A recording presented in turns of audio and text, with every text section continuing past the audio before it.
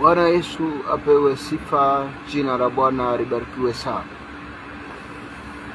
Namshukuru Mwenyezi Mungu kwa ajili ya siku zima na juma zima lililopita. Amekuwa pamoja nami, naamini pia amekuwa pamoja na Watanzania wote, amekuwa pamoja na Afrika nzima, amekuwa pamoja na watu wote, amekuwa pamoja na familia zetu. Kwa hatuna budi ya kumrudishia sifa na utukufu Mwenyezi Mungu aketie pale enzini. Jina la Bwana libarikiwe sana. Jina la Bwana libarikiwe sana. Mpendwa watazamaji, na wakaribisha katika kipindi hiki. Leo tuna neno la faraja kutoka kwa Mwenyezi Mungu wetu, kutokana na changamoto zile tunazokuwa tunazipitia tuandama. Jina la Yesu Kristo libarikiwe sana. Baba Yesu Kristo libarikiwe sana. Mungu amenipa ujumbe mzuri mahususi kwa ajili yetu, kwa ajili yako baba, kwa ajili yako kaka, kwa ajili yako mjomba, kwa ajili yako mtoto, kwa ajili yako dada, mahali popote mlipo. Leo kuna ujumbe mahususi kutoka kwa Mwenyezi Mungu ambao umekusudiwa kwa ajili yetu sisi. Jina la Bwana libarikiwe sana. Jina la Bwana libarikiwe sana. Kabla ya yote, ningeomba tungemsifu Mungu kwa kifupi. Ningeomba tumsifu Mwenyezi Mungu kwa kifupi. Kwa kifupi. Jina la Bwana libarikiwe sana. Naomba nawe hapo ulipo ungepiga magoti kuonyesha unamsifu Mungu bila kinanda, lakini hata kwa makofi yako. Jina la Bwana libarikiwe sana. Tunakushukuru Mungu mwenye sifa zote, kwa maana fadhili zako ni milele. Nakushukuru Mungu mwenye sifa zote, kwa maana fadhili zako ni za milele. Nakushukuru Mungu mwenye sifa zote, kwa maana fadhili zako ni za milele. Tunakushukuru Mungu mwenye sifa zote, kwa maana fadhili zako ni za milele. Nakushukuru Mungu mwenye sifa zote, kwa maana fadhili zako ni za milele. Ninakushukuru Mungu mwenye sifa zote, kwa maana fadhili zako ni za milele. Nakushukuru Mungu mwenye sifa zote, kwa maana fadhili zako na milele. Ninakushukuru Baba mwenye sifa zote, kwa maana fadhili zako ni za milele. Nakushukuru Baba mwenye sifa zote, kwa maana fadhili zako. Ninakushukuru Baba mwenye sifa zote, kwa maana fadhili zako ni za milele. Nakushukuru Baba mwenye sifa zote, kwa maana fadhili zako ni za milele. Twakushukuru Baba mwenye sifa zote, kwa maana fadhili zako ni za milele. Ninakushukuru Baba mwenye sifa zote, kwa maana fadhili zako ni za milele. Nakushukuru Baba mwenye sifa zote, kwa maana fadhili zako ni za milele. Ninakushukuru Baba mwenye sifa zote, kwa maana fadhili zako ni za milele. Nakushukuru Baba mwenye sifa zote, kwa maana fadhili zako. Tunakushukuru Baba mwenye sifa zote, kwa maana fadhili zake ni za milele. Tumshukuru Baba wenye sifa zote, kwa maana fadhili zako ni za milioni. Na kushukuru Baba, wenye sifa zote, kwa maana fadhili zake ni za milele. Na kushukuru Baba, wenye sifa zote, kwa maana fadhili zako ni za milioni. Na kushukuru Baba, wenye sifa zote, kwa maana fadhili zako ni za milele. Na kushukuru Baba, wenye sifa zote, kwa maana fadhili zako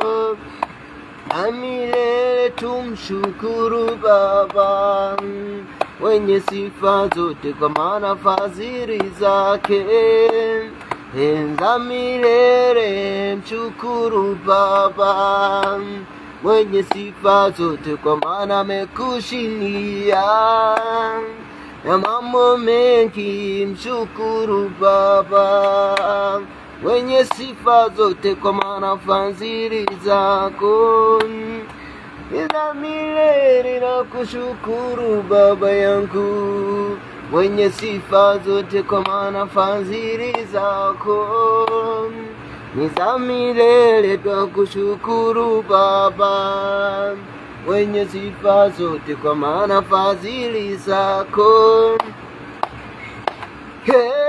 Mshukuru Baba, wenye sifa zote, fadhili zake ni za milele.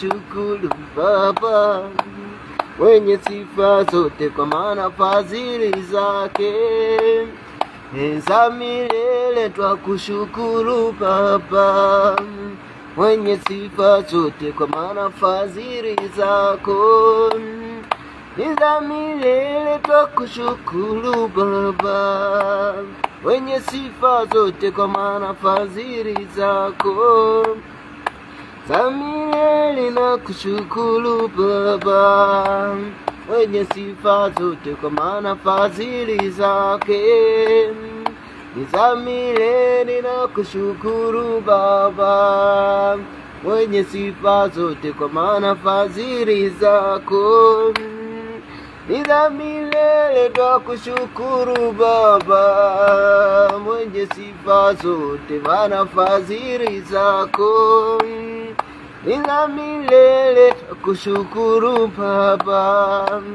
mwenye sifa zote, maana fadhili zako ni za milioni. Na kushukuru Mungu wangu, wenye sifa zote, maana fadhili zako ni za milele. Na kushukuru Baba, wenye sifa zote, maana fadhili zako ni za milele. Na kushukuru Baba, wenye sifa zote, maana fadhili zako ni za milele. Na kushukuru Baba, wenye sifa zote, maana fadhili zako ni za milele. Na kushukuru Mungu wangu, wenye sifa zote, maana fadhili zako ni za milele. Na kushukuru Baba yangu,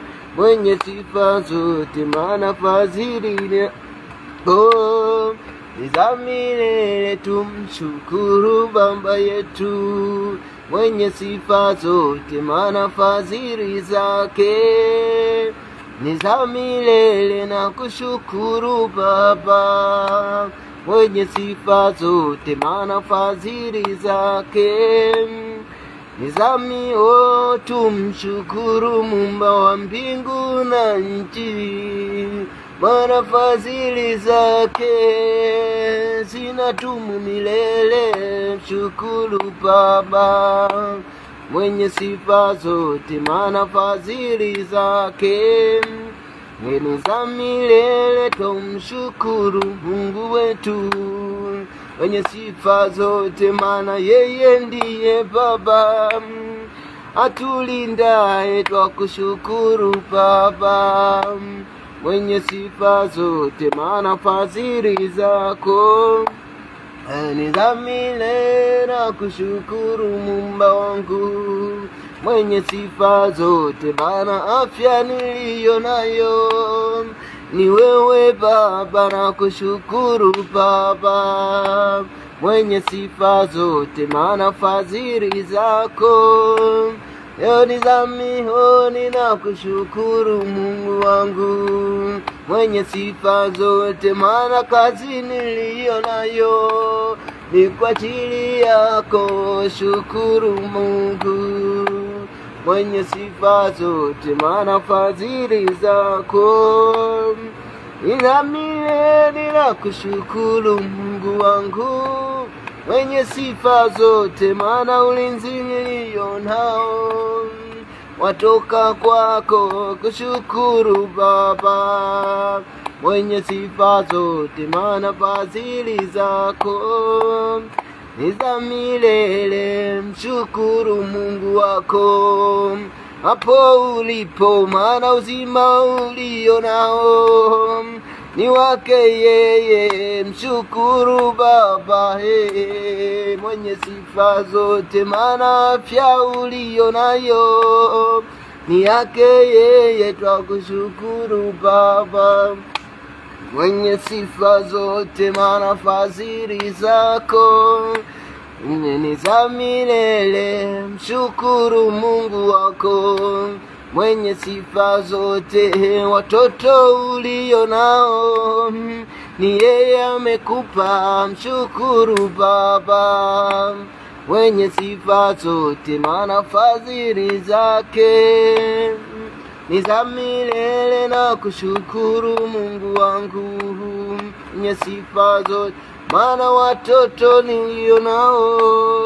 ni wewe umenipa. Shukuru Baba mwenye sifa zote, maana fadhili zako ni za milele. Na kushukuru Mungu wangu mwenye sifa zote, maana afya niliyo nayo yatoka kwako. Na kushukuru Baba mwenye sifa zote, maana fadhili zake ni za milele. Mshukuru Mungu wako mwenye sifa zote, maana ulio nayo ni yeye amekupa. Shukuru Baba mwenye sifa zote, maana fadhili zake ni za milele. Mshukuru baba yako mwenye sifa zote, maana mali ulizo nazo ni yeye amekupa. Shukuru baba mwenye sifa zote, maana fadhili zake ni za milele. Twakushukuru Mungu wetu mwenye sifa zote, maana ulinzi tulio nao ni wewe umetupa. Shukuru Baba mwenye sifa zote, maana fadhili zako ni za milele. Mshukuru Mungu wetu zote, maana fadhili zake ni za milele. Twakushukuru Baba yangu mwenye sifa zote, maana fadhili zako ni za milele. Mshukuru Mungu wako mwenye sifa zote, maana yeye ndiye astahili sifa. Mshukuru Mungu mwenye sifa zote, maana fadhili zake ni za milele. Na kushukuru Baba yangu mwenye sifa zote, maana fadhili zako ni za milele. Shukuru Baba mwenye sifa zote, maana mali ulizo ni zako Baba. Shukuru Baba mwenye sifa zote, maana fadhili zake za milele. Twakushukuru Baba yetu mwenye sifa zote, maana fadhili zake ni za milele. Nakushukuru Baba mwenye sifa zote, maana fadhili zake ni za milele. Mshukuru Mungu wako mwenye sifa zote, maana afya ulio nayo ni wewe amekupa. Mshukuru Mungu mwenye sifa zote, maana fadhili zake ni za milele. Mshukuru Mungu wako mwenye sifa zote, maana kazi uliyopata ni yeye amekupa. Mshukuru Mungu mwenye sifa zote, maana fadhili zake ni za milele. Mshukuru Mungu mwenye sifa zote, pumzi unayovuta ni yeye amekupa. Shukuru Baba, sifa zote, fadhili zake ni za milele. Na kushukuru Baba mwenye sifa zote, maana fadhili zake ni za milele. Na kushukuru Mungu wangu mwenye sifa zote, afya niliyo nayo ni wewe umenipa. Shukuru Baba mwenye sifa zote, maana fadhili zako ni za milele.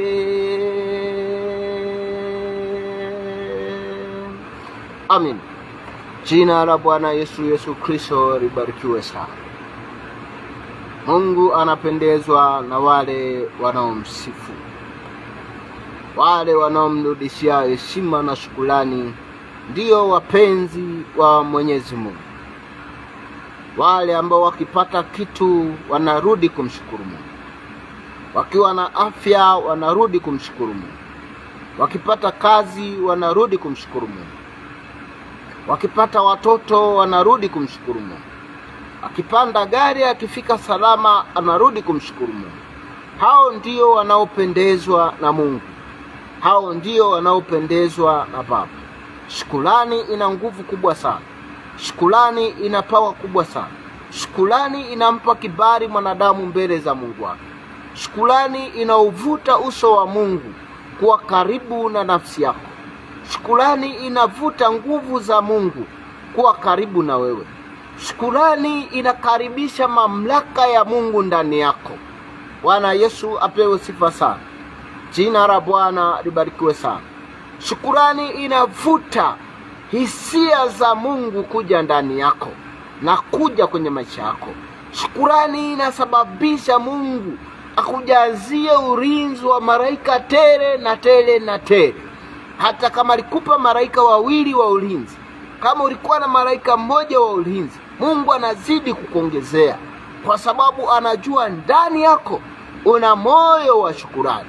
Ndani yako una moyo wa shukrani, una moyo wa kumrudishia yeye heshima na utukufu. Bwana Yesu apewe sifa sana. Wengi wanadhani wanapotembea ni nguvu zao.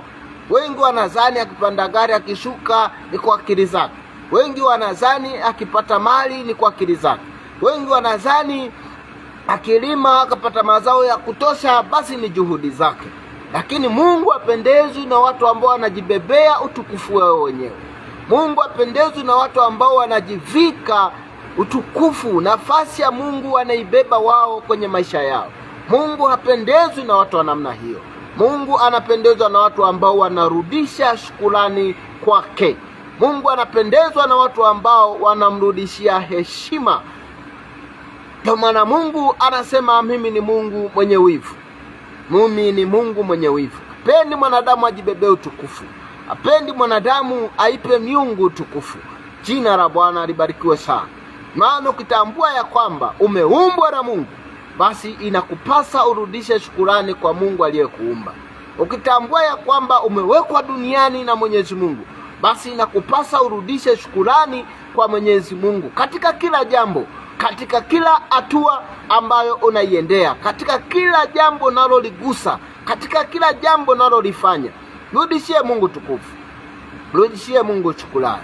Haijalishi unapita katika nyanja zipi, haijalishi unapita katika hatua zipi, maandiko yanatusihi na yanatuambia kwamba shukuruni kwa kila jambo. Shukuruni kwa kila jambo. Bwana Yesu apewe sifa sana. Hata kama ndoa yako ni ngumu kiasi gani, hata kama ndoa yako na matatizo, hata kama familia yako imejaa migogoro kila wakati, lakini Mungu anasema mshukuru kwa kila jambo. Kupitia shukrani, Mungu anaepusha balaa zote zilizokuwa kwenye maisha yako. Mungu anaepusha kila mishale ya maadui ambayo walishaitega kwa ajili ya maisha yako. Endapo tu utakuwa na moyo wa shukrani, wa kumrudishia Mungu wako shukrani. Hauna maadui wengi hapo ulipo, lakini Mwenyezi Mungu anawaepusha kwa njia ya wewe kupiga magoti na kumshukuru Mwenyezi Mungu wako. Jina la Bwana libarikiwe sana. Jina la Yesu Kristo libarikiwe sana. Kwa tukiongelea upande wa shukrani, ni upande ambao una uwanja mpana, unabeba mahusiano ya mwanadamu na Mungu. Shukrani inabeba sehemu kubwa ya mahusiano kati ya mwanadamu na Mungu. Kwa mfano, baba yako amekufanyia jambo kubwa, lakini hujarudisha shukrani. Unahisi awamu nyingine anaweza kukufanyia jambo lingine. Au meo amekununulia kitenge, amekununulia gauni, amekununulia kiatu, hujamrudishia shukrani. Unafikiri siku akipita tena sokoni atabeba zawadi yoyote kwa ajili yako? Au mkeo amenunua kitu kwa ajili ya bwana wake, kwa ajili ya mume wake, lakini baadaye amemkabidhi mume wake hajatoa sauti ya shukrani. Unafikiri huyo mke atakuwa na furaha tena? Hata akiwa na hela akapita sokoni, unafikiri atashika kitu chochote kwa ajili ya mume wake? Kwa tunapokaa bila kushukuru, jua kabisa tunazuia baraka au mambo mengine ambayo Mungu alitaka yafanye zaidi kwa ajili ya maisha yetu, tunayazuia, kwa sababu Mungu hapendezwi na wasioshukuru. Mungu hapendezwi na watu ambao hawana shukrani. Jina la Yesu Kristo libarikiwe. Kwa usipokuwa mtu mwenye shukrani, jua kabisa utakuwa kwenye wakati mgumu sana kwenye maisha yako. Utakuwa kwenye wakati mgumu sana kwenye maisha yako, kwa sababu Mungu anakupa ili umshukuru. Mungu anakupa ili urudishe shukrani kwake. Ndio maana anasema, anawazungumzia wale wanawali. Jina la Bwana libarikiwe sana. Wale kenda, kwamba alirudi mmoja tu kumshukuru. Anasema wale kenda wa wapi? Jina la Bwana libarikiwe sana. Wale 9 wako wapi? Ni mmoja tu aliyerudi katika kurudisha shukrani. Mungu alipendezwa na yule mmoja, akauliza wale 9 wengine, mbona hawajarudi kunishukuru? Jina la Bwana libarikiwe sana. Ndipo tutambue kwamba Mungu anapendezwa sana na watu ambao wanarudisha shukrani kwake, watu ambao wanarudisha utukufu kwake, sio watu wanaojibebea wenyewe utukufu. Hilo ni chukizo la uharibifu mbele za Mwenyezi Mungu. Jina la Bwana libarikiwe sana. Basi pasipo kupoteza muda tukaangalia katika kitabu cha Isaya, cha nabii mtukufu Isaya. Isaya sura 41 kuanzia ule mstari wa 10. Isaya 41 kuanzia mstari wa 10. Tangia mwanzo, kabla tujaanza kumsifu Mungu, nimesema Mungu ametupa neno la faraja. Mungu ametupa neno la faraja. Jina la Bwana libarikiwe sana. Neno la kututia moyo, kutufanya sisi wanadamu tusonge mbele, sio tuzubae au tufubae, bali tusonge mbele. Jina la Bwana libarikiwe sana. Kitabu cha Isaya sura 41 kuanzia ule mstari wa 10. Jina la Bwana libarikiwe sana. Ngoja tuanzie mstari wa 8 ili upate kuelewa zaidi tunaongelea nini, au mtumishi wa Mungu Mwasumbi anaongelea mambo gani, ili upate ufahamu zaidi. Tuanzie mstari wa 8. Isaya 41 kuanzia mstari wa 8. Anasema, nawe Israeli mtumishi wangu Yakobo, niliyekuchagua, mzao wa Ibrahimu rafiki yangu. Anasema, nawe Israeli mtumishi wangu Yakobo, niliyekuchagua kutoka katika uzao wa Ibrahimu ambaye ni rafiki yangu. Jina la Bwana Yesu Kristo libarikiwe sana. Ibrahimu alikuwa ni rafiki wa Mungu. Mungu akafuatilia uzao wake mpaka katika kipindi cha Yakobo. katika kipindi cha Yakobo, ambaye Mungu anamwia mama, anampa jina jipya kwamba wewe utaitwa Israeli. Jina la Bwana libarikiwe sana. Jina la Bwana libarikiwe sana. Ukisoma huku katika sura zilizopita katika kitabu cha Mwanzo, unaona tunaona Mungu Ibrahimu anapolalamika kuhusu uzao wake, anapolalamika kuhusu mke wake Sarai, anapolalamika kuhusu mke wake, kuhusu na umri wake kwamba hana mtoto, anapolalamika kuhusu walisi kwamba je, mimi wafanyakazi wangu ndio watakaolisi, au watu wa ukoo wa mke wangu ndio watakaolisi mali zangu, ndio watakaokuwa walisi? Mungu anakataa kwamba hapana, hao hawatakulisi, bali atakuja atakaye kulisi. Jina la Bwana Yesu Kristo libarikiwe sana. Mungu akamtoa Ibrahimu akamwambia, angalia angani, angalia nyota zilivyo nyingi angani, ndivyo hata uzao wako utakavyokuwa. Utakuwa kama mchanga wa baharini, utakuwa kama sawa na idadi ya nyota unazoziona angani. Kama uweze kuzihesabu zile nyota, basi hata uzao wako hautahesabika. Jina la Bwana Yesu Kristo libarikiwe. Tambua kwamba maneno hayo Mungu anamwambia Ibrahimu wakati Ibrahimu hana hata mtoto mmoja, lakini Mungu anampa uzao, anamtabiria juu ya uzao uliomithili ya nyota angani, au uliomithili ya mchanga baharini. Jina la Bwana Yesu Kristo libarikiwe sana. Jina la Bwana Yesu Kristo libarikiwe sana. Ndipo tunakuja katika uzao wa Yakobo, katika kipindi cha Yakobo ambao ni uzao ulitokana na uzao wa Ibrahim. Anasema, nawe Israeli mtumishi wangu Yakobo, niliyekuchagua uzao wa Ibrahim rafiki yangu, wewe niliyekushika toka miisho ya dunia na kukuita toka pembe zake, nikikuambia wewe mtumishi wangu, nikikwambia wewe mtumishi wangu, nimekuchagua wala sikukutupa. Anasema nimekuchagua wala sikukutupa. Bwana Yesu apewe sifa sana. Bwana Yesu apewe sifa sana. Tunaenda katika pointi yenyewe, ambayo sema ni neno la faraja. Mungu anamwambia Yakobo alimchagua wala hakumtupa. Leo hii mimi na wewe, Mungu anatuambia alituchagua wala hajatutupa. Yawezekana kuna wakati unapita, kuna mahali ulipo ewe mwanadamu, kuna nyanja unazozipitia ngumu kwenye maisha yako, kuna hatua unazozipitia, kuna changamoto ambazo zinakuandama, kuna changamoto ambazo unaziendea ambazo ni ngumu katika maisha yako. Jina la Bwana libarikiwe sana. Bwana Yesu apewe sifa. Jina la Bwana limidiwe. Haleluya, haleluya. Jina la Yesu Kristo libarikiwe. Leo hii Mungu anakuambia alikuchagua wala hajakutupa. Alikuchagua wala hakukutupa. Jina la Yesu Kristo libarikiwe sana. Yawezekana mahali ulipo umekata tamaa, yawezekana umevunjika moyo, yawezekana huna tumaini tena, yawezekana magonjwa yamekutafuna, yanakuendesha, umemaliza hospitali zote, yawezekana nuksi mikosi zimekuandama, unaishi ni mtu wa kukataliwa, ndugu wanakukataa, familia inakukataa, kazini wanakukataa, unatengwa kila mahali. Yawezekana unapitia katika wakati mgumu ambao kwa macho ya mwanadamu, kwa mawazo ya mwanadamu umevunjika moyo, umekata tamaa, huna tumaini tena.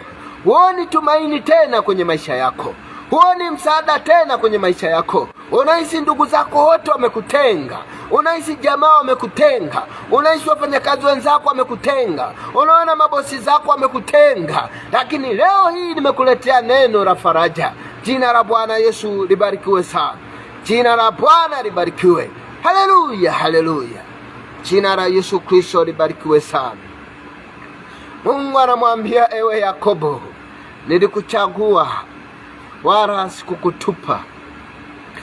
Nilikuchagua wala sikukutupa.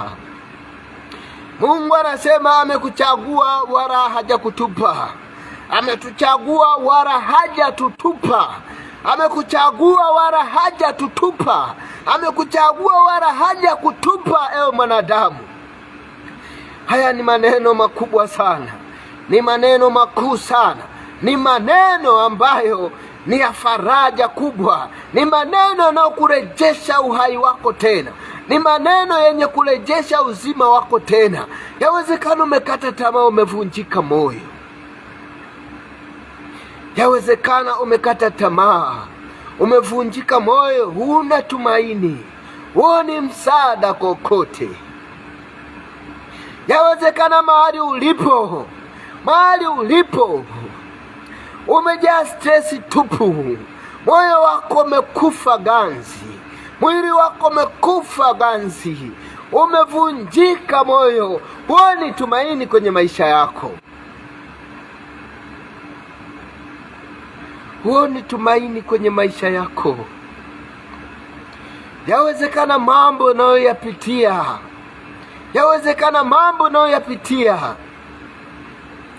huoni nuru kwenye maisha yako. Unaishi upo katikati ya giza totoro, unaishi upo katikati ya miba. Ukifurukuta huku mibi na kuchoma, ukisogea huko na chomwa na miba, ukisonga mbele unachomwa na miba, ukirudi nyuma unachomwa na miba. Lakini asubuhi hii ya leo, Mungu anasema hajakutupa. Mungu anasema hajakutupa.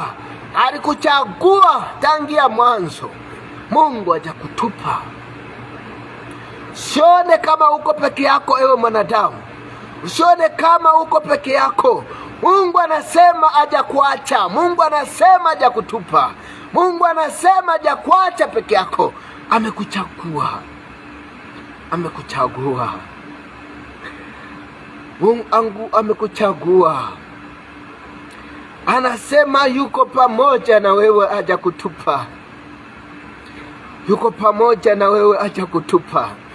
Alikuchagua bado mbele za Mwenyezi Mungu. Una kibali, una nafasi kubwa katika moyo wa Mungu, una nafasi kubwa katika ufalme wa Mungu, una nafasi kubwa katika kiti cha enzi cha Mungu. Usikate tamaa, ewe mwanadamu, usikate tamaa. Changamoto ulio nayo ni Mungu anakupitisha tu, lakini hajakutupa. Ni Mungu ameruhusu pite hapo unapopita. Ni Mungu ameruhusu hao maadui wa kuandame, lakini hajakutupa. Yuko pamoja na wewe, anakuvusha salama hapo ulipo. Yuko pamoja na wewe. Yawezekana unatembea na vyeti kila mahali, hujapata kazi, unakataliwa na ndugu jamaa na marafiki, unaishi umetengwa moja kwa moja, lakini Mungu anasema hajakutupa. Mungu anasema hajakutupa. Mungu hajakutupa, ewe mwanadamu. Mungu yuko pamoja na wewe. Hebu tuendelee kusoma ile mstari wa 10. Nimesema ni Isaya ya 41. Kuanzia mstari wa 8. Saizi tuko mstari wa 10. Ndio tunaoendea. Tuone faraja Mwenyezi Mungu. Tuone maneno matukufu ya Mwenyezi Mungu kwa ajili yako ewe mwanadamu. Ule mstari wa 10 anasema usiogope. Anasema ewe mwanadamu usiogope. Ewe mwanadamu usiogope. Anasema usiogope, kwa maana mimi ni pamoja nawe. Kwa maana Mungu yu pamoja nawe. Mungu yu pamoja nami. Mungu yu pamoja nawe dada yangu. Mungu yu pamoja na wewe kaka yangu. Mungu yuko pamoja na wewe mtoto wangu. Mungu yuko pamoja na wewe mdogo wangu. Mungu anasema hajakutupa. Mungu anasema hajakutupa. Mungu anasema hajakutupa. Yuko pamoja na wewe. Haijalishi unapitia changamoto ya namna gani. Mungu anasema usiogope ewe mwanadamu, kwa maana niko pamoja na wewe. Yuko pamoja katika changamoto unayopitia. Yuko pamoja na wewe katika mambo magumu unayoyapitia. Yuko pamoja na wewe katika kukataliwa kwako. Yuko pamoja na wewe katika magonjwa ambayo yanakuandama. Bado Mungu ameandaa tiba kwa ajili yako. Mungu anasema usiogope, kwa maana mimi ni pamoja nawe. Usifadhaike, kwa maana mimi ni Mungu wako. Mungu anasema usiogope, kwa maana yeye yu pamoja na wewe. Anasema usifadhaike, kwa maana yeye ni Mungu wako. Haleluya, haleluya. Jina la Bwana Yesu Kristo libarikiwe sana. Jina la Yesu Kristo litukuzwe. Jina la Yesu libarikiwe sana. Anasema usiogope, kwa maana Mungu yu pamoja na wewe. Anasema usifadhaike, kwa maana yeye ni Bwana Mungu wako. Kwa maana yeye ni Bwana Mungu wako. Kwa maana yeye ni Bwana Mungu wako. Usifadhaike ewe mwanadamu. Usikae na uchungu moyoni. Usikae na hofu na mashaka. Yawezekana kazini kwako unakataliwa. Umejaa hofu na mashaka ya kuachishwa kazi. Umejaa hofu na mashaka ya kufukuzwa kazi. Umejaa hofu na mashaka kukataliwa na bosi wako. Lakini Mungu anasema usiogope asubuhi hii ya leo. Mungu anasema usifadhaike moyoni mwako. Usikae na uchungu. Usikae na uchungu. Usibebe kisu kwenye moyo wako, kinaanza kukutafuna na kukukatakata. Mungu anasema usifadhaike moyoni mwako, kwa maana Mungu yeye ni baba yako. Mungu ni Mungu wako, kwa maana yeye ni Mungu wako. Usifadhaike we mwanadamu. Usihuzunike. Usikae na masononeko kwenye moyo wako. Usikae na masononeko kwenye nafsi yako. Usikae na masononeko kwenye mawazo yako. Usikae na mawazo ya kukata tamaa. Usikae na mawazo ya kuvunjika moyo. Mungu anasema yeye ni Mungu wako. Usiogope, kwa maana yeye yuko pamoja na wewe. Katika changamoto unazopitia, katika taabu unazopitia, katika shida unazopitia, Mungu anasema usiogope, kwa maana yeye yuko pamoja na wewe. Yeye yuko pamoja na wewe. Yeye hajakutupa wala hajakuacha. Yeye yuko pamoja na wewe ewe mwanadamu. Yeye yuko pamoja na wewe dada yangu. Anasema usifadhaike, kwa maana yeye ni Mungu wako. Yeye ni Mungu aliyekuumba. Yeye ni Mungu aliyekupa uhai. Ndio maana una uhai. Haijalishi changamoto unazopitia, bado amekupa uhai. Amini kwamba Mungu yuko pamoja na wewe. Kamwe hata kutupa. Kamwe hata kuacha. Kamwe hata kuacha. Ni neno la Mungu, sio neno la mwasumbi. Ni Mungu mwenyewe ananena na wewe. Ni Mungu mwenyewe anasema na wewe asubuhi ya leo. Ni Mungu mwenyewe anasema na maisha yako. Ni Mungu mwenyewe anasema na afya yako. Ni Mungu mwenyewe anasema na maisha yako ewe mwanadamu. Yawezekana umetibiwa kila mahali. Yawezekana magonjwa na kudondosha kila wakati. Yawezekana shida zimekuandama. Hujui uoni njia, uoni mwanga. Uoni mwanga hapo ulipo. Unahisi ni giza tupu limekuzunguka. Lakini kuna nuru inachomoza kwenye maisha yako. Kuna nuru inakuja kwenye maisha yako. Kuna nuru inakuja kwenye maisha yako. Kama mwanga wa kibatari. Unakuja taratibu, unaangaza kwenye moyo wako. Unakuja taratibu, unaangaza kazini kwako. Unakuja taratibu, unaangaza kwenye familia yako. Unakuja taratibu, unaangaza kwenye ukoo wako. Haijalishi mna migogoro isiyokuwa na solution. Haijalishi mmeenda kila mahali kusuluhisha. Haijalishi ndoa yako ina migogoro sugu. Lakini asubuhi ya leo Mungu anasema yuko pamoja na wewe. Mungu anasema usiogope ewe Yakobo. Usiogope ewe dada yangu. Usiogope ewe baba yangu. Usiogope ewe mama yangu. Usiogope ewe kijana. Yawezekana ndoa yako ni ngumu sana. Neno la Mungu halichi bure. Neno la Mungu ni jicho, ni taa inamulika. Mpaka linakuja kwetu sisi wanadamu.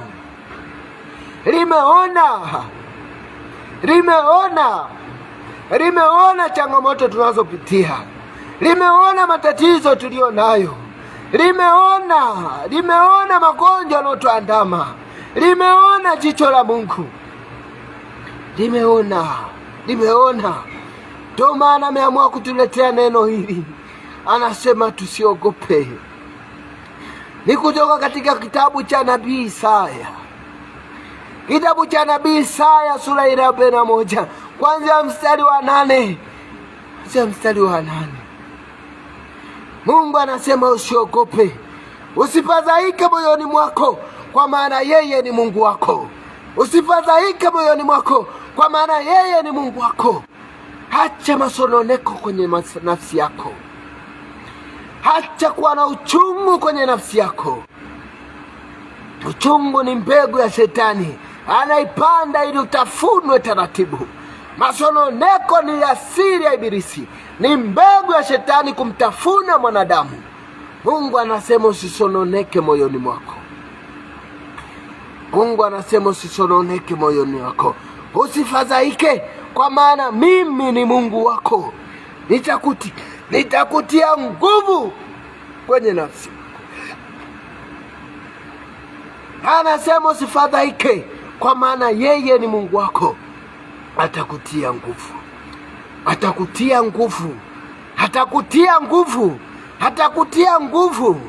Ina maana atakuinua hapo ulipo, hatakutoa kwenye machungu ulionayo, hatakutoa kwenye shida ulizo nazo, hatakutoa kwenye dimbwi la matope mazito uliozama. Hautazama ewe mwanadamu. Hatakutoa kwenye magonjwa mazito yasiyokuwa na dawa, yasiyokuwa na tiba. Mungu anasema usiogope. Mungu anasema usifadhaike, kwa maana yeye ni Mungu wako, kwa maana yeye yuko pamoja na wewe. Hata kuacha magonjwa kuangamizi, hata kuacha ufukuzwe kazi, hata kuacha uhangaike na vyeti. Atakupatia kazi nzuri, ameandaa kazi nzuri. Hata iache familia yako iendelee kuwa na migogoro, yeye yupo msuluhishi wa migogoro yote. Yeye yupo ambaye ni suluhisho ya mambo yote. Yeye yupo ambaye ni suluhisho ya migogoro yote. Oh, haleluya. Yawezekana kampuni yako haijasimama, ni kwa sababu ya migongano ya wafanyakazi, ni kwa sababu ya migongano ya viongozi, ni kwa sababu ya migongano. Kampuni yako haijatulia hapo ulipo. Yawezekana taasisi yako haijatulia, huoni faida, unaona hasara kila wakati, unavunjika moyo, unatamani kuacha kuendelea na kampuni, unatamani kuacha na uwekezaji. Lakini Mungu anasema asubuhi ya leo, usikate tamaa, usivunjike moyo. Mungu anasema usiogope ewe mwanadamu. Kutoka katika kitabu cha nabii Isaya, ile sura 41 kuanzia mstari wa 8. Ule mstari wa 10 anasema usiogope wala usifadhaike, kwa maana yeye yuko pamoja nawe, na yeye ni Mungu wako. Anasema usiogope. Haijalishi uoni faida kiasi gani, mbele yako Mungu ameandaa faida kubwa ambayo itakupa cheko. Ndio maana asubuhi ya leo anasema usifadhaike moyoni mwako. Mbele yako ameandaa faida kubwa. Usikate tamaa ewe baba, usikate tamaa ewe mama, usikate tamaa ewe mtoto, usikate tamaa ewe mwanafunzi, usikate tamaa ewe mgonjwa. Mbele yako kuna furaha kubwa. Mungu ameandaa furaha mbele yako.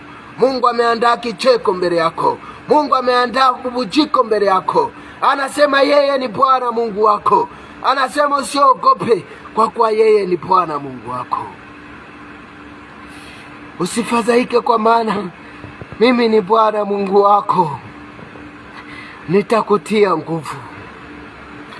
Atakutia nguvu. Hatakutia nguvu kwenye biashara yako, hatakutia nguvu kwenye familia yako, hatakutia nguvu kwenye afya yako, hatakutia nguvu kwenye kazi unayoifanya. Yeye ni Bwana Mungu wako, atakutia nguvu.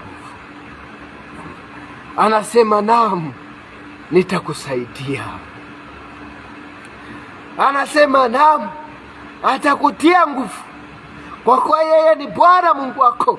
Alafu atakusaidia, atakusaidia, atakusaidia, atakusaidia, atakusaidia kuwaleta wateja kwenye biashara yako. Atakusaidia kukupatia kazi. Atakusaidia kwa suluhisho migogoro ulio nayo. Atakusaidia kwa suluhisho ya kesi ulizo nazo. Atakusaidia kwa suluhisho ya magonjwa yanayokuandama. Atakusaidia kwa suluhisho ya changamoto ya maisha magumu yaliyokuandama. Anasema yeye atakusaidia. Yeye Mungu atakusaidia. Anasema naam, nitakushika mkono wa kuume wa haki yangu. Anasema naam, atakushika mkono wa kuume wa haki yake. Mungu anasema atakushika mkono, atakusaidia, hata kuacha hapo ulipo. Usifadhaike wala usiogope. Atakushika mkono na atakusaidia. Atakushika mkono na atakusaidia. Atanishika mkono na atanisaidia. Anasema nisiogope wala nisifadhaike, kwa maana yeye ni Bwana Mungu wangu. Atanishika mkono na atanisaidia. Haleluya, haleluya, haleluya, haleluya. Anasema atakushika mkono wa kuume wa haki. Atakushika mkono wa kuume wa haki. Yawezekana mahali ulipo kuna watu wanatamani wakuachishe kazi. Kuna watu wanakusemelea kwa bosi. Kuna watu wanapeleka maneno ya uongo kwa bosi wako. Uko hatarini kufukuzwa kazi. Unajadiliwa ofisini kwako. Unajadiliwa ofisini kwako. Watu wamepeleka maneno ya uongo. Pengine wamepeleka maneno ya kusema ufai. Pengine wamepeleka maneno ya kusema uwezi. Pengine wamepeleka maneno ya kusema huna hadhi. Pengine wamepeleka maneno ya kusema ufai kuolewa na mtoto wao. Pengine wamepeleka maneno ya kusema huna tumaini tena, sio wa kuishi tena. Pengine wamepeleka maneno, wanaongea maneno ya kukuvunja moyo kwamba huwezi kupona tena. Lakini Mungu asubuhi hii ya leo anasema atakushika mkono na atakusaidia. Anasema usiogope na wala usifadhaike. Atakushika mkono na atakusaidia. Jina la Bwana libarikiwe sana. Haleluya, haleluya, haleluya, haleluya. Atakushika mkono wa kuume wa haki. Anasema tazama, wote walioona hasira juu yako, wote walioona hasira juu yako. Ule mstari wa 11 kitabu cha Isaya sura 41 mstari wa 11 anasema tazama, wote walioona hasira juu yako watatayarika na kufadhaika. Watatayarika na kufadhaika.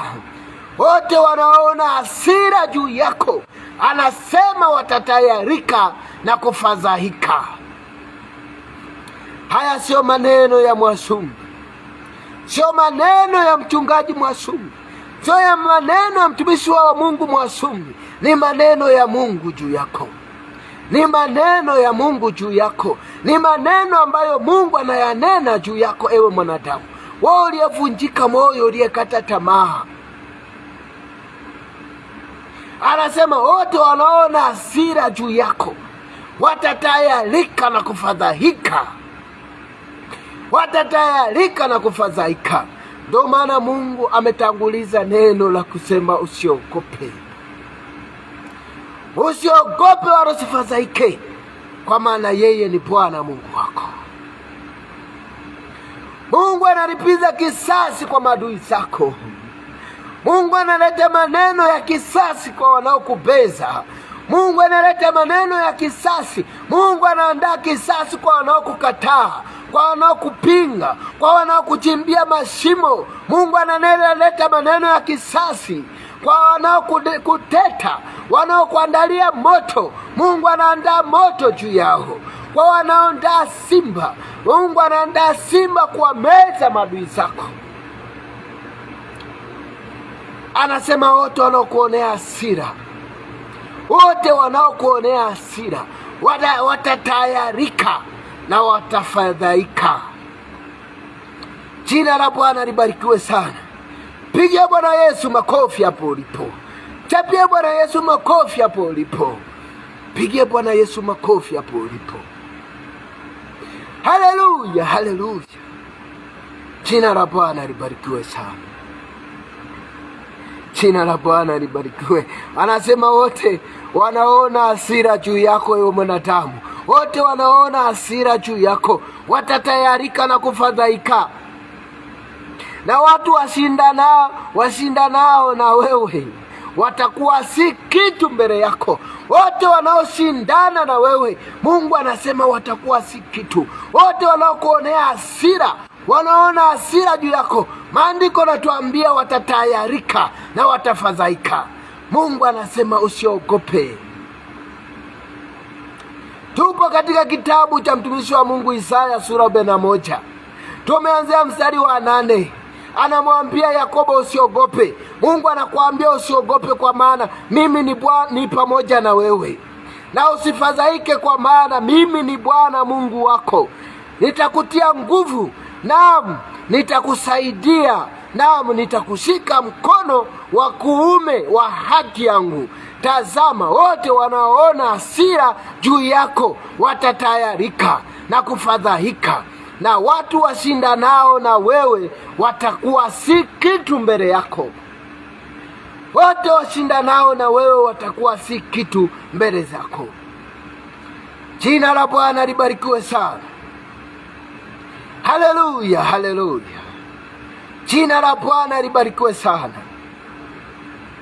Yawezekana umekata tamaa, ndio maana neno hili limekuja asubuhi ya leo.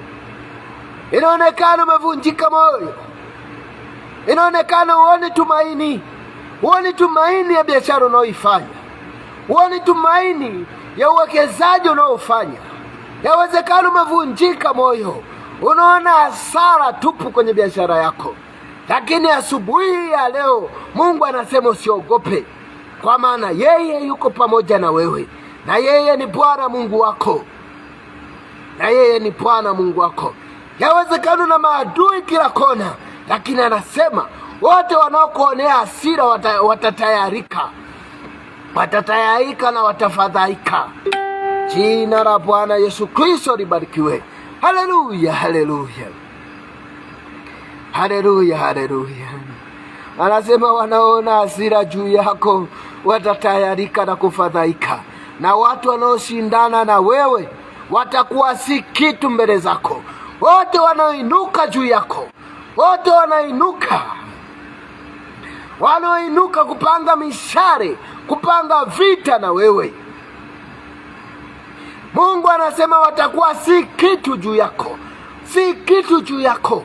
Haijalishi una maadui kiasi gani, haijalishi wamejipanga kwa namna gani, haijalishi wanaandaa namna ya kukufukuzisha kazi, haijalishi wanaandaa namna ya kukufukuza, haijalishi wanaandaa namna ya kukuua, haijalishi wanaandaa namna ya kukuzuru, haijalishi wanaandaa namna ya kukuangamiza, lakini Mungu anasema watakuwa si kitu mbele zako. Anasema hao maadui zako si kitu mbele zako, kwa maana Mungu yu pamoja nawe, na yeye ni Bwana Mungu wako. Haleluya, haleluya. Na yeye ni Bwana Mungu wako. Na yeye ni Bwana Mungu wako. Anasema hao maadui zako, hao wanaokuteta, hao wanaokutenga, hao wanaondaa moto juu yako, hao wanaandaa mitego juu yako, hao wanaokupangia njama, Mungu anasema watakuwa si kitu juu yako. Anasema maadui zako watakuwa si kitu mbele zako. Haleluya, haleluya, haleluya, haleluya, haleluya, haleluya. Pigie Bwana Yesu makofi hapo ulipo. Pigie Bwana Yesu makofi hapo ulipo. Pigie Bwana Yesu makofi hapo ulipo. Pigie Bwana Yesu makofi hapo ulipo. Anasema maadui zako watakuwa si kitu mbele zako na kuangamia. Watakuwa si kitu na wataangamia. Hawa wanaokupangia njama watakuwa si kitu na wataangamia. Hawatakaa salama, hawatakuwa salama, kwa kuwa wanapanga vita na mtu wa Mungu. Wanapanga vita na mtu wa Mungu. Wanapanga vita na wewe. Wanapanga vita juu yako. Wanaandaa mauti juu yako. Wanaandaa mitego juu yako. Wanaandaa njama juu yako. Lakini maandiko ya asubuhi ya leo, Mungu anasema watakuwa si kitu mbele zako na wataangamia. Wataangamia. Hawatakuwa salama kamwe. Hawatakuwa salama. Hawatakuwa salama. Hawatakuwa salama. Wote wanaopanga kukuangamiza, wote wanaopanga kukushusha kiuchumi, wote wanaopanga kukushusha cheo ulicho nacho, wote wanaopanga kukurudisha nyuma, Mungu anasema watakuwa si kitu mbele zako na wataangamia wote. Wote wanaopanga kukushusha nafasi ulio nayo, Mungu asubuhi hii ya leo anasema watakuwa si kitu na wataangamia wote. Hata baki hata mmoja. Hawatakaa salama. Vikao vyao havitakuwa salama. Njama zao hazitakuwa salama. Haleluya, haleluya, haleluya, haleluya.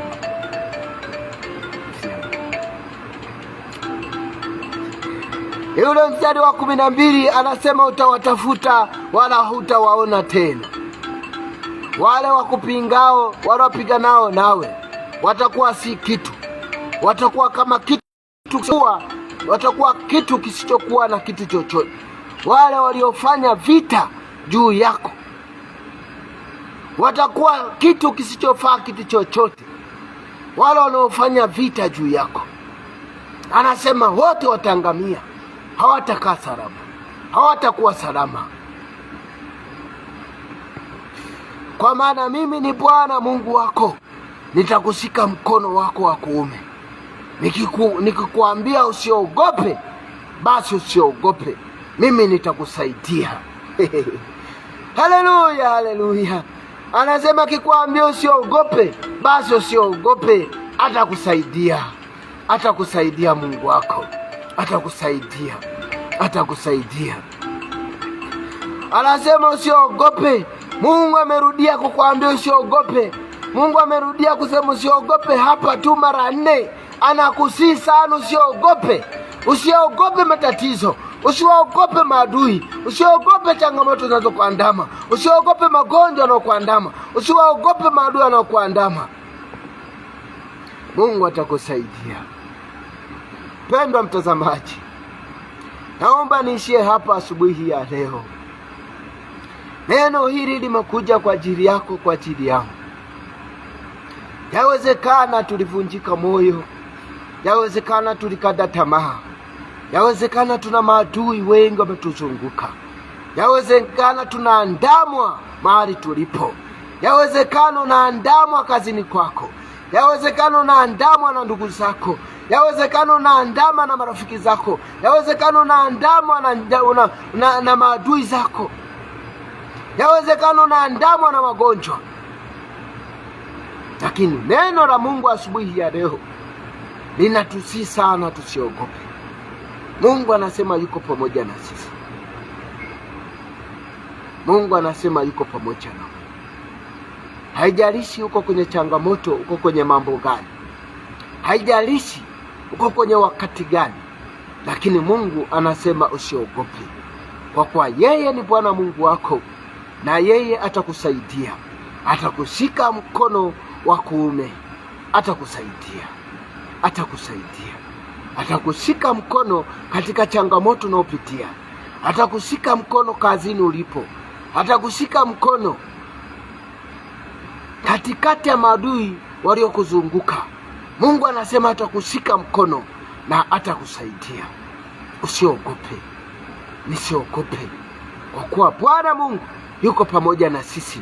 Tusiogope, haijalishi machangamoto yako kiasi gani, haijalishi unapita kwenye ukame kiasi gani, lakini asubuhi ya leo Mungu anasema usiogope, usiogope, usiogope, usikate tamaa, usifadhaike, kwa kuwa yeye ni Bwana Mungu wako. Usisononeke, kwa kuwa yeye ni Bwana Mungu wako. Atakutia nguvu, atakuimarisha, atakufanya kwa imara, atakushika mkono, hata kutupa wala hata kuacha hivyo ulivyo, wala hata kuacha uangamie, wala hata waacha maadui wanaokuandama. Anasema hata baki adui hata mmoja, atawaangamiza wote wanaokuandama, wote wanaokupangia njama, anasema atawaangamiza. Haleluya, haleluya, haleluya, haleluya. Anasema atawaangamiza. Usiogope ewe mwanadamu, usiogope, usiogope ewe mwanadamu, usiogope. Asante sana, naomba niishie hapa. Likuwa ni neno la faraja, likuwa ni neno la kututia nguvu, likuwa ni neno la kutusimamisha tena. Na mimi nakusihi ewe mwanadamu, simama tena kupitia neno hili la ushujaa, kupitia neno hili la kinabii, kupitia neno hili la unabii wa leo, la unabii wa asubuhi ya leo. Unabii huu Mungu, haleluya, haleluya. Sikiliza unabii huu wa leo, sikiliza unabii wa asubuhi ya leo. Mungu anasema usiogope. Unaonekana umekata tamaa hapo ulipo, umevunjika moyo, una maadui wengi, lakini Mungu anasema usiogope, wala usifadhaike, wala usivunjike moyo, wala usivunjike moyo, kwa kuwa Bwana Mungu yupo pamoja na wewe, kwa kuwa Bwana Mungu yupo pamoja na wewe. Anasema atapigana na maadui zako, wala hawatasalia, wala hawatabaki salama. Anasema maadui zako hawako salama, hawako salama, kwa kuwa vita vyako ni vita vya Mungu, vita vyako ni vita vya Mungu. Hao maadui wanapanga kupigana na Mungu. Wanapopanga kupigana na wewe, wametangaza vita na Mungu wako, wametangaza vita na Mungu wako. Hawatabaki salama, hawatakaa salama, hawatabaki salama, hawatakaa salama. Wote wataangamia, wote watateketea, kwa kuwa Mungu yupo pamoja na wewe. Atapigana vita vyako, yuko pamoja na wewe. Anakusihi na anasema usiogope, kwa kuwa yeye yuko pamoja na wewe. Yeye yuko pamoja na wewe, yeye yuko pamoja na wewe, yeye yuko pamoja na wewe. Haleluya, haleluya. Yeye yuko pamoja na wewe. Anasema usiogope, anasema usiogope. Pendwa mtazamaji, pendwa mtazamaji, pendwa mtazamaji, nimefikia mwisho wa kipindi hiki. Yawezekana unatamani kufanya maombi pamoja na mimi, unatamani kuomba toba, unatamani kumpa Yesu maisha yako, ili utembee katika ulinzi wa Mungu huu mkuu, ili utembee katika ulinzi wa Mungu. Lazima utubu dhambi zako, lazima utubu makosa yako, lazima utubu, ili Mungu awe pamoja na wewe. Yeye anasema ni Mungu wa wenye haki, anasema ni Mungu wa wakosaji na wenye haki, anasema ni Mungu wa watu wote. Atakutetea hapo ulipo, atakutetea hapo ulipo. Wewe unasema mtumishi wa Mungu Jackson Mwasumbi, nimesikia neno hili la Mungu asubuhi ya leo, naamua kushuka chini, kunyenyekea mbele za Mungu wangu, naamua kutubu. Naomba upige simu namba, upige simu zangu, piga wakati wote na muda wote kupitia simu namba. Namba ya Airtel ni 0682 611 998. Narudia tena, ni 0682611998. Namba ya Tigo ni 0777611998. Tutaomba pamoja.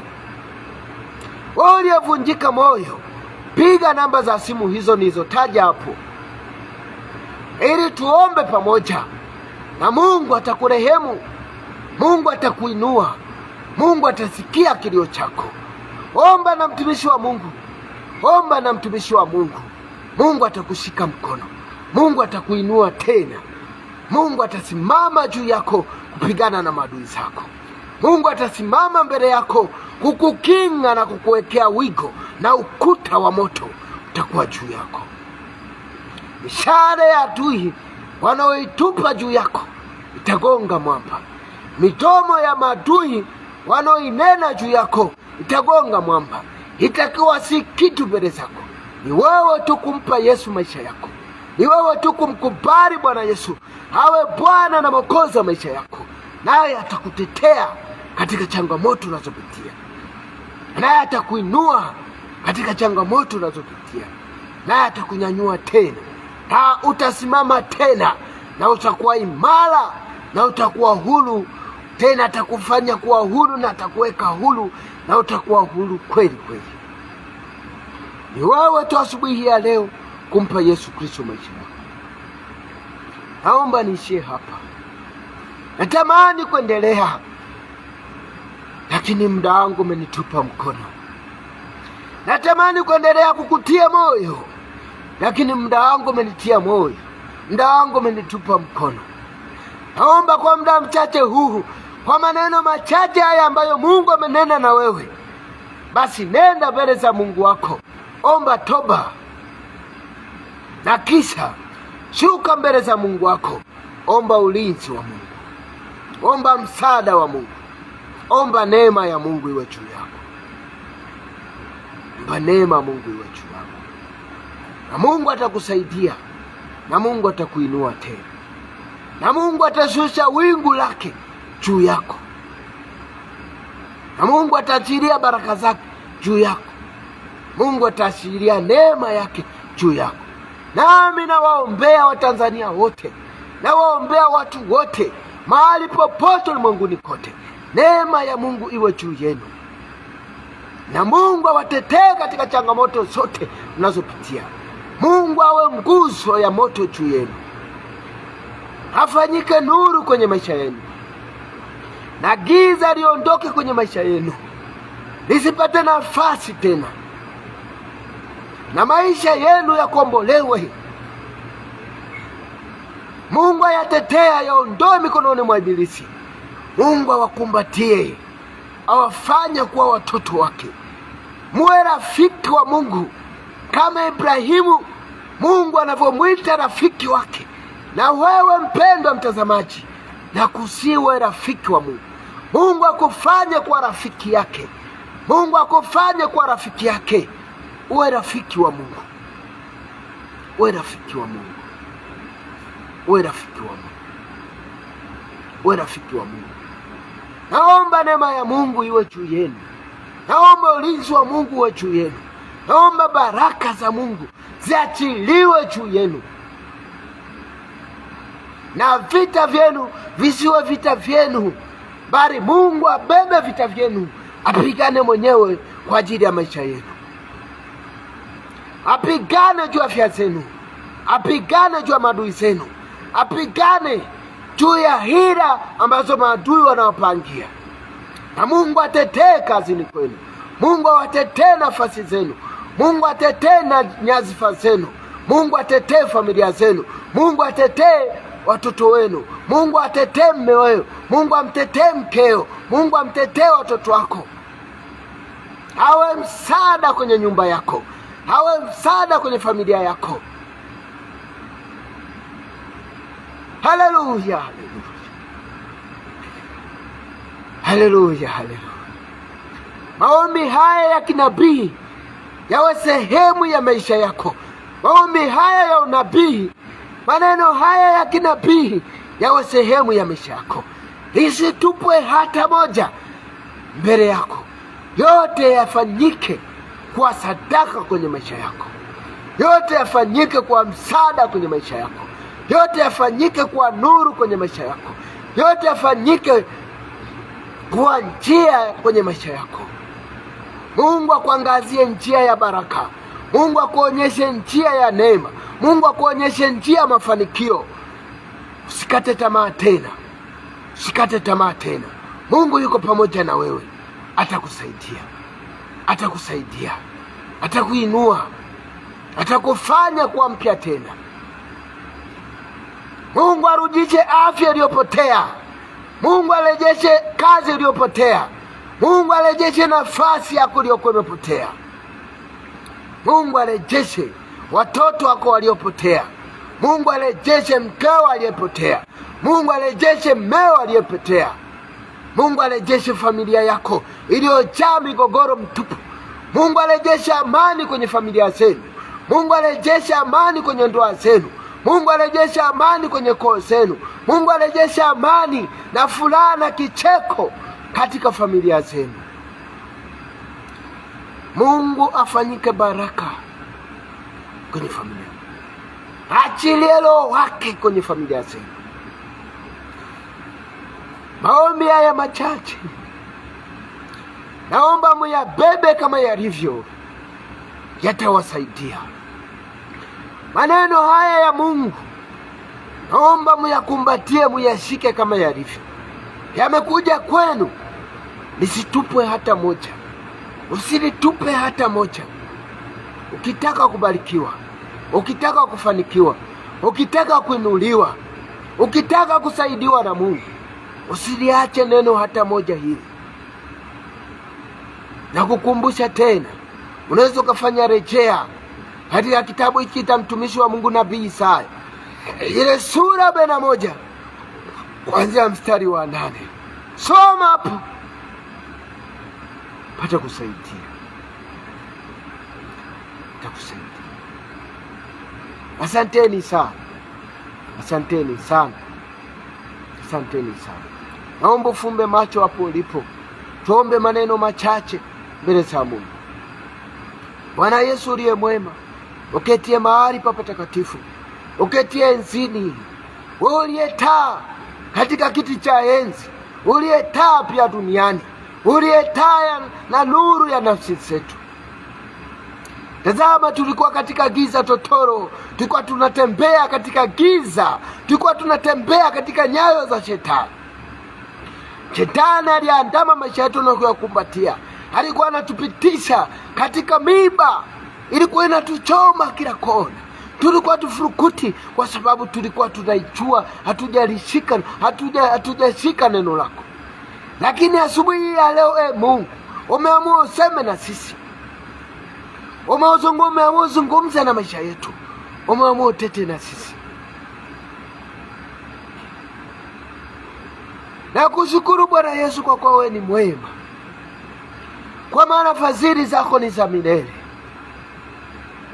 Nasema asante kwa neno lako la faraja, neno lako la kututia moyo. Tulivunjika moyo hapo tulipo, tulikata tamaa, lakini Bwana Yesu umeamua kutuinua tena. Nasi tuko tayari kusimama tena, Bwana. Tuko tayari kukufuata we Mungu, na kulisikiliza neno lako, na kutembea katika maneno yako, na kuishi katika maneno yako.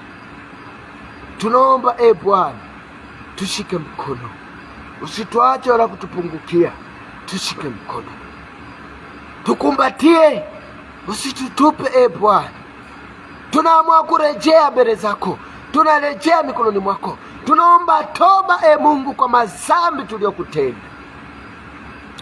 Tunaomba toba kwa kuwa tulikuacha wenyewe. Sisi wenyewe tulijitenga Mungu. Tulijitenga na maneno yako makuu. Tulijitenga na utukufu wako. Tulijitenga na nuru yako. Tulijitenga na matendo yako makuu. Tunarejea na kunyenyekea mbele zako. Tunaomba tupokee Bwana. Tunaomba tukubali kwa upya. Tunaomba tukubali kwa upya Bwana. Futa majina yetu katika kitabu cha hukumu, yale makosa na mashtaka ambayo shetani ameyaleta kwako juu yetu Bwana. Tunaomba toba na uturehemu Bwana. Tunaomba toba na utusamehe Bwana. Tunaomba toba na uturehemu Bwana. Shusha neema yako na rehema zako kwa ajili yetu, kwa ajili ya maisha yetu, kwa ajili ya uzao wetu, kwa ajili ya kazi zetu. Nafasi zilizopotea Bwana, zirejeshe kwa upya kwenye maisha yetu. Afya zilizopotea zirejeshe kwa upya kwenye maisha yetu. Kazi zilizopotea zirejeshe kwa upya kwenye maisha yetu. Baada Bwana umetupa maneno ya faraja, nasi Bwana tunaamini sasa kwamba uko pamoja nasi. Kamwe hatutaogopa tena hofu na mashaka zilizokuwa zimeandama nafsi zetu, zilizokuwa zimeandama maisha yetu, zilizokuwa zinashambulia mioyo yetu. Bwana Yesu, sasa umeziondoa. Umeleta neno la faraja la kututia moyo. Asante Mungu kwa maneno yako makuu, kwa maneno yako ya ukombozi wa nafsi na miili yetu. Asante kwa kutukomboa upya. Asante kwa kuturejesha upya mikononi mwako Bwana. Nasi tuko tayari kurejea katika kiti chako cha enzi. Tuko tayari kurejea mikononi mwako Bwana. Tunaomba tupokee Bwana Yesu. Tunaomba tupokee. Tufanye kuwa wapya tena. Tufanye kuwa watoto wako na kisha marafiki zako kama Ibrahimu.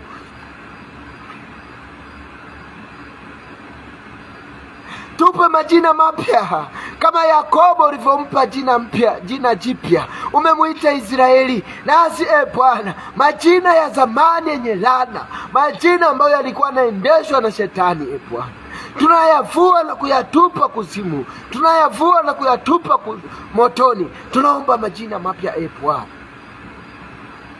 Tupe majina mapya sasa. Majina ya kukataliwa tunayatupa motoni, tunayakataa na kuyapinga kwa jina la Yesu Kristo.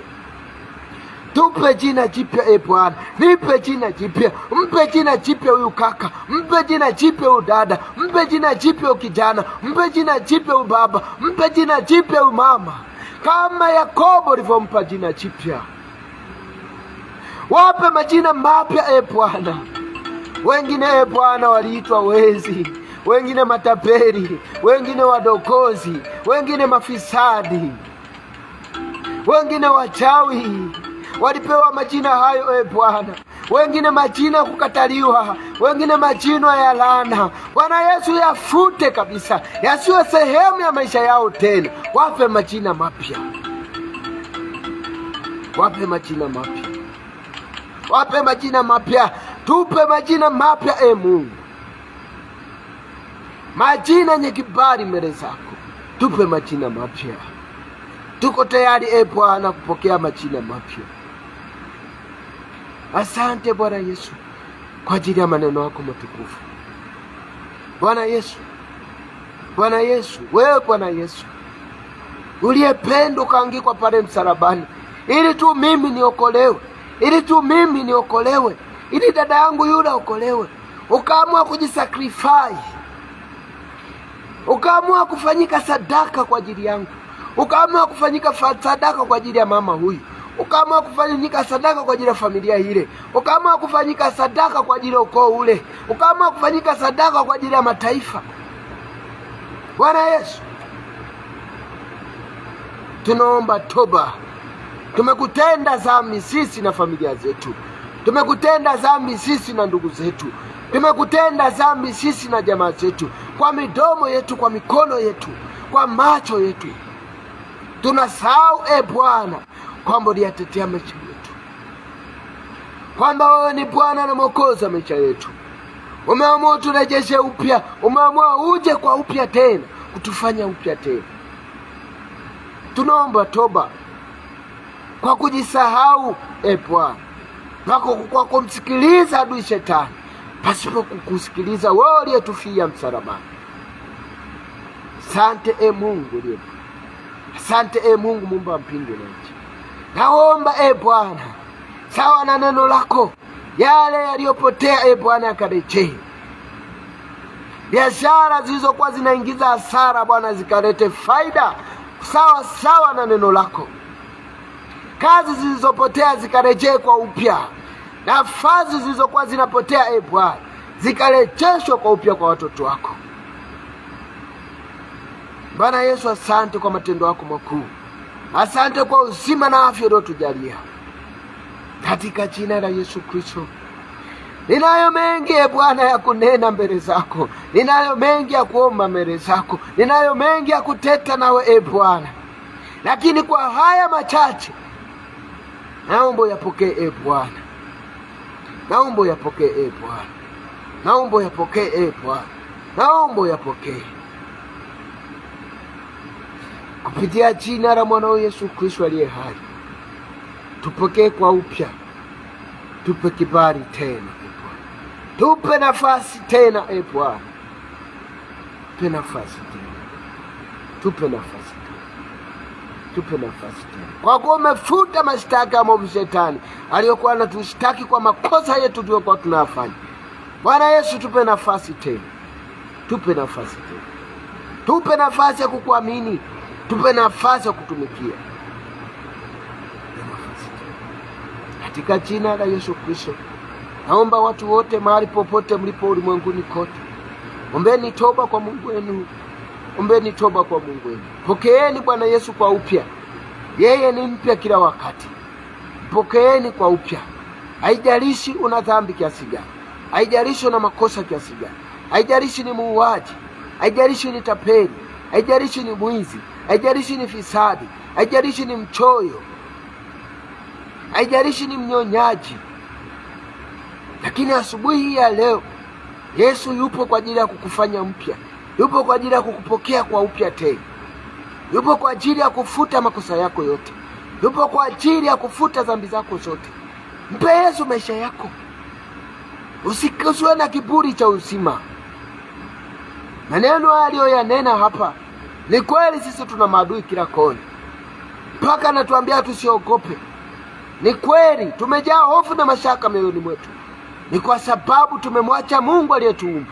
Ni kwa sababu umemwacha Mungu aliyekuumba. Ni kwa sababu umeiacha njia ya kweli. Umeiacha njia ya haki.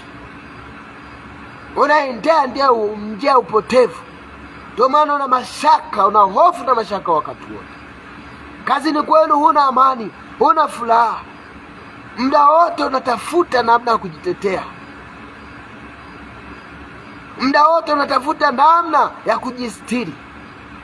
Lakini yote hayo ni kwa sababu umemwacha Mungu wako. Umeiacha njia ya haki. Umemwacha Mungu akutetee. Unajipigania mwenyewe. Umejaa hofu na mashaka. Lakini asubuhi ya leo Mungu anasema usiogope. Kwa kuwa yeye amekuja upya kwako. Yeye ni Bwana Mungu wako. Atakutetea. Naomba wote mahali mlipo. Mahali popote ulipo wewe mwanadamu. Omba maombi machache kwa Mungu wako. Omba toba kwa Mungu wako. Na yeye atakurehemu.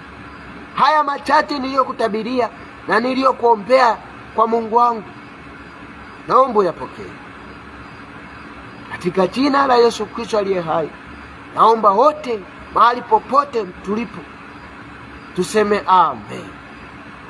Asante.